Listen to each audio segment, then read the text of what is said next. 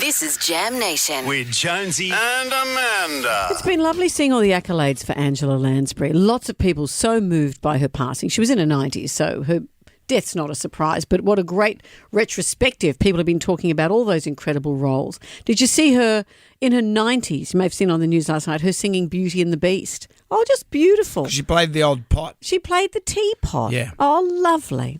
Did you know that she was Malcolm Turnbull's cousin? I did not know that. I think she's actually the cousin to Malcolm Turnbull's mum, I think it might be. Right. Yeah, that'd be right. Yeah, so the cousins. Whoa, Malcolm. Malcolm. Do you know this other information I discovered yesterday? I'll start with this, the way I first read it.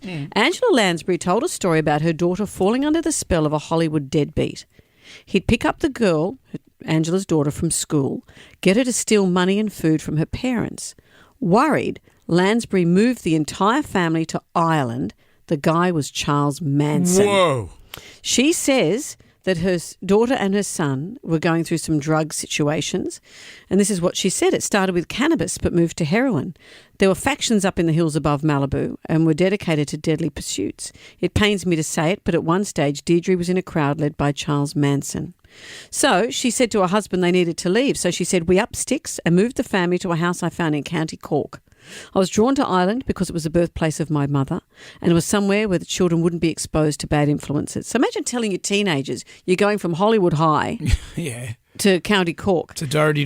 She said, I refused all work for a year and simply kept house. I bought Elizabeth David's cookbooks. Oh, I want to do that. And learned how to cook properly. It was a wonderful time in my life. And she saved her kids from Charles Manson. What a woman. That's amazing. She's always or often had to play older than her actual age. Her first big break was at the age of 17 when she was in the film Gaslight, that term we're all using now about women being gaslit. Yeah. Where someone makes you feel you're losing your mind. It's an amazing film. It's got Ingrid Bergman in it. I remember seeing it years ago. It's this black and white film. That was Angela Lansbury's first movie. And she was 17 but had to pretend to be older because she had to smoke and you weren't allowed to smoke until you were 18. Right. And so they made her smoke. Well, she was also in Blue Hawaii with Elvis. She was only 10 years older than him but had to play his mum. Oh. Now, speaking of people playing older than their age, I'm going to give you some information, not about Angela Lansbury, that's going to blow your mind. Are you ready? Sure. I read this yesterday. Elle Macpherson is older than Ruth Cracknell was when Mother and Son first aired on television. Well, I can hear your brain hurting. Elle Macpherson is now older than Ruth Cracknell was when Mother and Son started. How old's Elle? Well, Elle's in her late 50s. Ruth Cracknell was in her late 50s but pretending to be older, 15 years older. But Ruth Cracknell was younger than I am when she played Mother and Son. You're older than Ruth Cracknell? Yeah.